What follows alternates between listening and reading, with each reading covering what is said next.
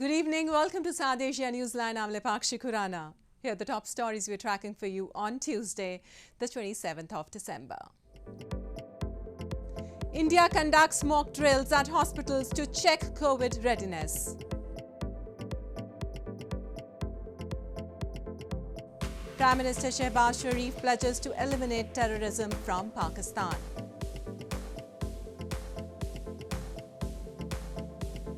And Nepal's new Premier Dahal forms 8-member cabinet with 3 deputy prime ministers. And now for all the details. Health authorities conducted mock drills in hospitals across India on Tuesday to check readiness for coronavirus after a recent rise in cases in some countries, including neighbouring China. As of Tuesday, India reported an active caseload of 3,421. Hospitals across India conducted mock drills on Tuesday to check readiness for coronavirus after a rise in cases was reported in some countries, including neighbouring China. As part of the drill, India's Health Minister Mansukh Mandavia visited Safdarjung Hospital in New Delhi to monitor the preparations. As of Tuesday, India reported an active caseload of 3,421. Although infections have fallen sharply in recent months, India has also logged 4 cases of the Omicron subvariant BF.7, which is driving the huge COVID surge in China.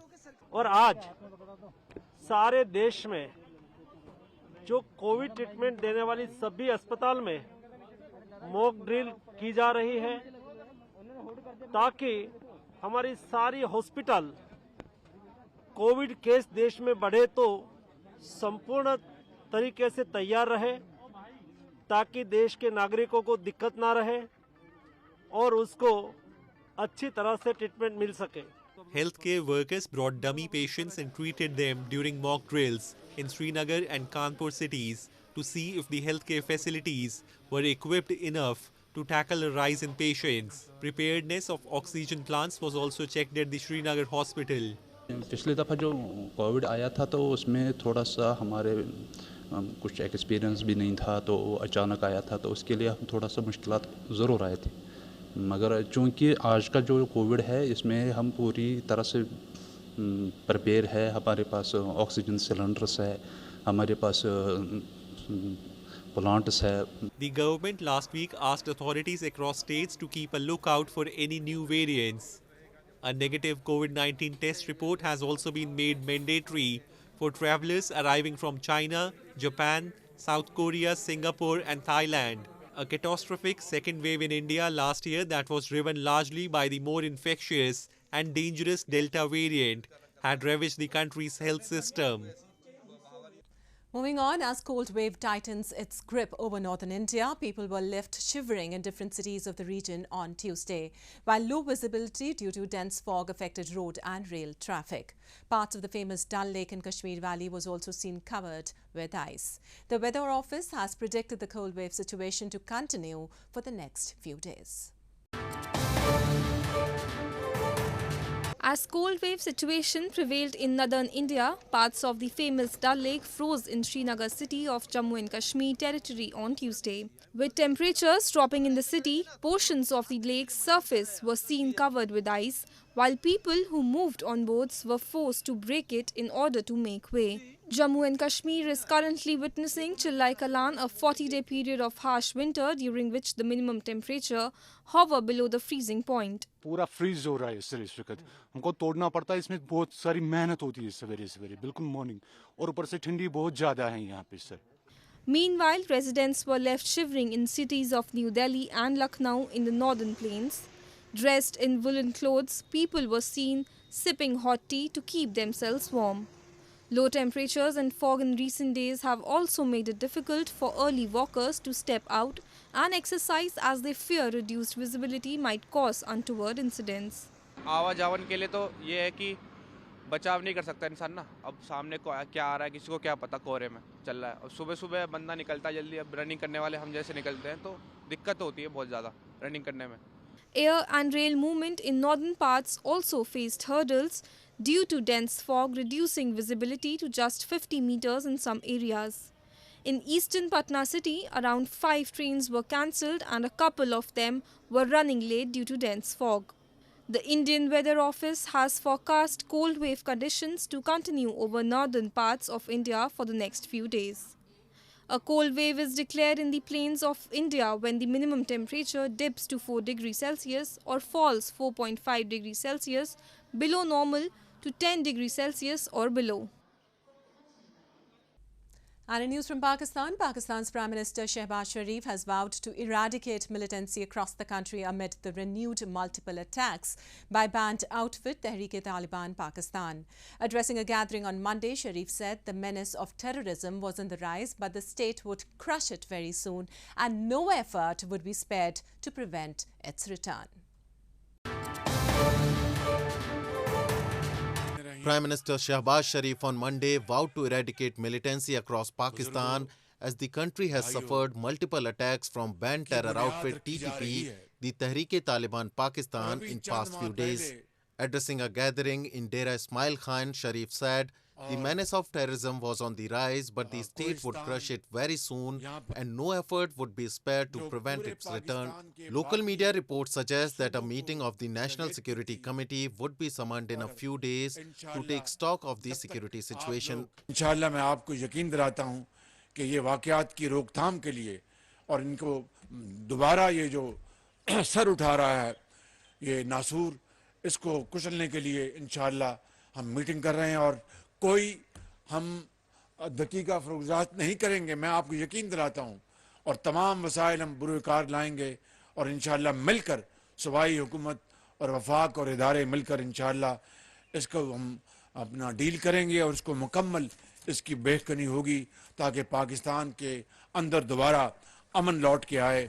Meanwhile, opposition PTI party leaders lambasted the ruling coalition over failure to control terrorism. PTI senior leader Fawad Chaudhry said, while during previous regime of PTI, Western media projected Pakistan as a top tourist destination, now foreign diplomats are being advised to limit their movement in Islamabad. आज दोबारा हम terrorism की तरफ unfortunately चले गए हैं और मैंने आपको फिगर्स बताई जो यहाँ पे अभी तक लोगों की शहादतें हुई हैं. आज अमेरिका ने और यूरोपीय यूनियन ने अपने एम्बेसडर्स को और अपनी एम्बेसी की टीम को ये कहा है कि वो इस्लामाबाद में भी बाहर ना निकलें और जो इस्लामाबाद के 5-स्टार होटल्स हैं वहाँ पे जाने से उन्हें रोक दिया गया. Over the past weekend, Pakistan witnessed multiple attacks by TTP in Balochistan province, which killed at least 6 security personnel. The group also claimed a suicide blast in Islamabad last Friday that killed 1 policeman. The renewed attacks come after TTP's withdrawal from a ceasefire with the government. The banned outfit is not directly associated with Afghan Taliban, but pledges allegiance to them. Moving on, a senior UN official in Afghanistan met with the Taliban's economy minister and has urged the Islamic Emirate to reverse a ban on female humanitarian workers that charities fears will worsen winter hardships. The United Nations in a statement said that millions of Afghans need humanitarian assistance and removing barriers is vital. Ramiz Arak Baraf, the acting head and humanitarian coordinator of UNEMA, the UN assistance mission in Afghanistan, on Monday met Taliban's economy minister Mohammad Hanif and urged the administration to reverse a ban on female humanitarian workers that charities fear will worsen winter hardships. In a statement, UNEMA mentioned that millions of Afghans need humanitarian assistance and removing barriers is vital. This comes as the Taliban administration on Saturday ordered all local and foreign non-governmental organizations, NGOs, not to let female staff work until further notice, as some had not adhered to the administration's interpretation of the Islamic dress code for women. The directives barring women from working at NGOs came from Hanif's ministry. The orders do not apply directly to the United Nations, but many of its programs are carried out by NGOs subject to the order. 4 major global NGOs, whose humanitarian efforts have reached millions of Afghans, have already announced they were suspending operations. This came after Taliban last Tuesday ordered an indefinite ban on university education for the country's women, months after imposing a ban on secondary schools for girls in March. The latest restrictions on women are likely to undermine the Taliban-run administration's efforts to gain international recognition and clear sanctions that are severely hampering the economy. In news from Nepal, Nepal's new Prime Minister Pushpa Dahal has formed an 8-member cabinet with 3 deputy Prime Ministers.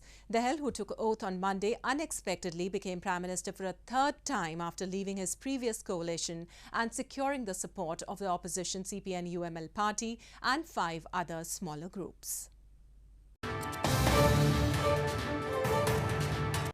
CPN Maoist Centre Chairman and Nepal's new Prime Minister Pushpa Dahal has formed an 8-member cabinet with 3 deputy Prime Ministers. Dahal, who was sworn in as the Premier on Monday, unexpectedly claimed the post for a 3rd time after leaving his previous coalition and securing the support of the opposition CPN-UML party and 5 other smaller groups. Last month's election in the Himalayan nation had returned a hung parliament. Dahal has kept the foreign ministry for himself, while the key finance portfolio has been given to Bishnu Prasad Paudel of the UML party. Another key appointment is that of Rabi Lamichhane, a television talk show host, to the Interior Ministry. The regime change comes as inflation in Nepal is at more than 8%, the highest in 6 years. The Himalayan nation also faces dwindling foreign exchange reserves with an increasing dependence on imports of basic goods. The country has witnessed 10 government changes since the 239-year-old monarchy was abolished in 2008. And in news from Maldives, former Maldives President Abdulla Yameen will appeal as soon as possible against his conviction and jailing for 11 years on corruption and money laundering charges, his lawyer had said. Yameen, the opposition PPM Progressive Party of Maldives candidate for the next election due in 2023, was sent to prison on Maafushi Island on Sunday to start his sentence following the order from the Maldives Criminal Court. The 63-year-old has denied any wrongdoing and will serve his time in a special compound in the prison which has been previously used to jail other high-profile politicians. Yameen, who lost power in 2018, will remain the party's presidential candidate for the 2023 election, the PPM said. And the UN Refugee Agency has said that the possible sinking of a boat in recent weeks with 180 Rohingya Muslims on board could make 2022 one of the deadliest years at sea in almost a decade for the community. Nearly 1 million Rohingya from Myanmar are living in crowded facilities in Muslim-majority Bangladesh, including tens of thousands who fled their home country after its military conducted a deadly crackdown in 2017. The UN Refugee Agency has said that the possible sinking of a boat in recent weeks with 180 Rohingya Muslims on board could make 2022 one of the deadliest years at sea in almost a decade for the community as refugees try to flee desperate conditions in Bangladesh camps. The United Nations High Commissioner for Refugees, UNHCR spokesperson Babar Baloch on Twitter said they fear that a boat that set sail at the end of November was missing, with all 180 on board presumed dead. He, however, hopes that they are still alive somewhere. Meanwhile, a boat carrying 185 Rohingya refugees reached the shores of Aceh in Indonesia on Monday, one day after another boat of 57 other Rohingya reached the province after spending nearly a month adrift at sea. 2 other boats carrying a total of 230 Rohingya landed in Aceh last month, while Sri Lanka's Navy rescued 104 Rohingya this month and Thai authorities saved 6 others. Nearly 1 million Rohingya are living in crowded facilities in Muslim-majority Bangladesh after fleeing deadly military crackdown in Myanmar in 2017. The number of Rohingya leaving Bangladesh in ports this year has jumped more than 5-fold from a year earlier to nearly 2,400, rights groups estimate. Well, that's all we have for you from South Asia this evening. Now our viewers can watch the show on SouthAsiaNewsline.com. You can also visit us on Facebook.com/SAsiaNewsline and follow us on Twitter @SAsiaNewsline. That's all in tonight's edition. We'll see you same time tomorrow. Good night.